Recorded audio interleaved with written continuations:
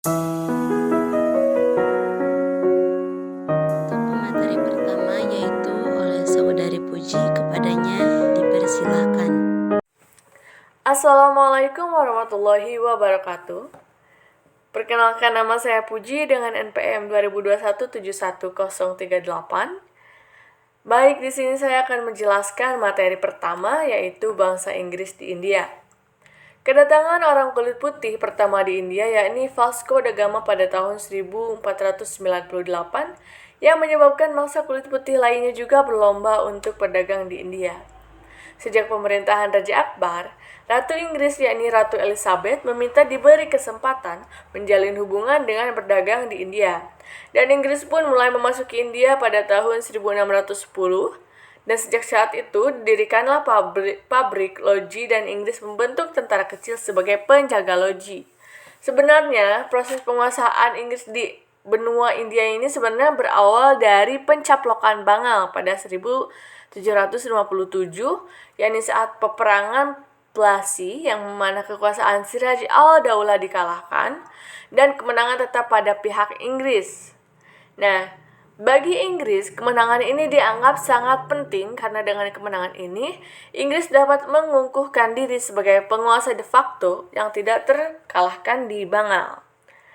Warren Hastings pada 1772 menjadi gubernur di Bengal, dan keberhasilan Hastings diantaranya ialah kehebatannya dalam mempertahankan keutuhan kepemilikan Inggris. Di anak benua India, kekuasaan Inggris terus berlanjut hingga masa Cornwallis, Shore, Wellesley, Minto, dan juga Marquess Hastings. Kekuasaan Inggris secara perjalan meluas di bawah tangan para gubernur hingga menguasai Mysore, Tanjore Surat, Karnatik, Erwah, Kumon, Assam, dan lain-lain. Kekuasaan Inggris pun mulai mengancam dinasti Mughal. Nah, ketika Inggris mulai mengancam daerah-daerah di anak benua India, dinasti Mughal mulai mengalami kemunduran setelah Sultan Aurangzeb. Para sultan lainnya tidak dapat mempertahankan kekuasaan yang sudah dikembangkan oleh sultan lainnya. Dinasti ini mulai nampak merosot, pertama yakni dari kekuasaan politik merosot dan adanya perebutan kekuasaan. Nah, setelah meninggalnya Sultan Aurangzeb, kekuasaan dipegang oleh anak tertuanya yakni Muazzam yang bergelar Bahadur Shah pada pemerintahan yang berjalan 5 tahun. Setelah wafatnya Aurangzeb, Inggris kemudian menyebarluaskan kekuasaan di pedalaman. Prancis juga memperluas kekuasaannya di bawah Duflex Sidekan, sedangkan Inggris di bawah Robert Clive di Benggala. Mungkin seperti itu penjelasan dari saya dan akan dilanjutkan oleh teman saya. Selamat mendengarkan. Untuk pemateri kedua yaitu saya sendiri. Assalamualaikum warahmatullahi wabarakatuh. Perkenalkan, nama saya Pipit Andriani, NPM terakhir 015. Kali ini saya akan melanjutkan materi yaitu tentang para penguasa Inggris di India. Yang pertama yaitu Robert Clive yang memberikan faktor yang mempengaruhi Inggris untuk segera menguasai India, yaitu satu periwisata penting yang paling menentukan adalah Perang 7 tahun dari tahun 1756 sampai 1763, yaitu antara Inggris dan Perancis yang menjalar sampai ke Amerika dan India, yang mana dimenangkan oleh Inggris. Kemenangan ini, Inggris memperkuat daerah jajahannya yang dipimpin oleh Robert Clive.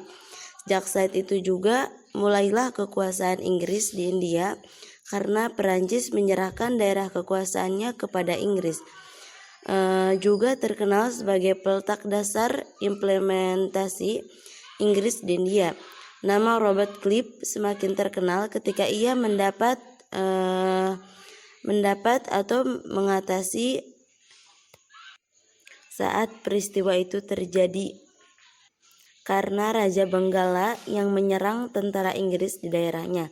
Nah, dalam waktu 6 hari, Inggris berhasil dikalahkan dan 140 orang tawanan disekap dalam satu kamar penjara yang menewaskan 120 orang. sedangkan 20 orang lainnya selamat.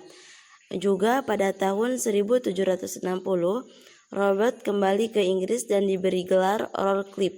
Kedatangannya kembali pada tahun 1764 sampai 1767, menghancurkan citra nama baiknya yang mana ia dituduh memperkaya diri sendiri, lalu ia bunuh diri karena merasa malu. Yang kedua, Warren Hastings, yaitu di dalam masa pemerintahannya tidaklah mulus karena adanya sebuah tantangan-tantangan dari kaum Maratha di India. Nah, dan dalam pemerintahan Inggris sendiri, Warren membawa kebencian dari rakyat karena ketika memperbesar kongsi dagang dan juga pada saat mendirikan daerah jajahan Inggris, ia menghalalkan segala cara untuk mencapai cita-citanya sendiri, yaitu pada tahun 1773 pemerintah juga mengeluarkan suatu peraturan, yakni untuk pekerjaan kompeni Inggris di India di dalam beberapa hal yang harus dahulu mendapatkan pengesahan dari pemerintah Inggris. Nah, Hastings terkekang oleh peraturan-peraturan tersebut karena pemerintahannya harus melaksanakan dengan suatu dewan. Kekuasaannya juga melemah akibat kurangnya keuangan sehingga ditempuh cara yang tidak baik atau cara yang buruk. Bahkan para pejabat juga banyak yang tidak setuju dengan Hastings. Salah satunya ialah William Pitt karena alasannya banyak, haling dan rintangannya. Akhirnya Hastings mengundurkan diri pada tahun 1784. Untuk yang ketiga yaitu Lord Wellesley. Nah, keadaan Inggris semakin buruk pada saat pemerintah Wellesley ditambah adanya perang dengan Napoleon menambahkan daftar yang memperburuk keadaan Lord pada saat menjalankan pemerintahannya, di mana ia menghapus berbagai kerajaan di India pada tahun 1805. Untuk yang terakhir yaitu Lord Minto. Nah, pada tahun 1827 di bawah pemerintahannya juga dilakukan dengan pemerintahan liberal. Nah, ia melakukan program penghematan dan juga adanya pada kesetaraan antara kaum kulit putih dan bangsa India. Adanya juga penghapusan kegiatan SATT atau membakar diri dengan suami yang sudah meninggal. Mengharumkan namanya di berbagai kalangan, ia juga memajukan perguruan di India. Mungkin sekian dari saya. Assalamualaikum warahmatullahi wabarakatuh. Perkenalkan, nama saya Teguh Pujiarsono, NPM 2021-710-26, akan menjelaskan materi terkait pemberontakan yang dilakukan bangsa India. Dalam menghadapi pemberontakan, terdapat raja-raja yang terkenal akan perlawanan terhadap Inggris, yakni yang pertama, Raja-Raja Maratha. Terdapat 3 kali perlawanan, yakni Perang Maratha 1, 2, dan 3, yang mengakibatkan Inggris mengalami kekalahan. Tipu Syahid Mansur mengalahkan Inggris sebanyak 3 kali, yang mengakibatkan adanya permintaan damai, sampai gugurnya Tipu Syahid yang dikalahkan Inggris. Yang kedua, Raja-Raja Sikh. Nana Punjab merupakan pendiri Sikh. Sikh maju dengan cepat di bawah kekuasaan Gobind Sikh dan mencapai puncaknya pada Ranjit Sikh. Anak benua India pada abad ke-19 hingga abad ke-20 berada pada kekuasaan Inggris. Inggris menjadi pemegang kekuasaan politik dan ekonomi meskipun pada saat itu dinasti Mughal masih tetap berdiri dan berkuasa. Inggris menjalin persahabatan dengan Sikh karena tidak mampu mengalahkan Sikh.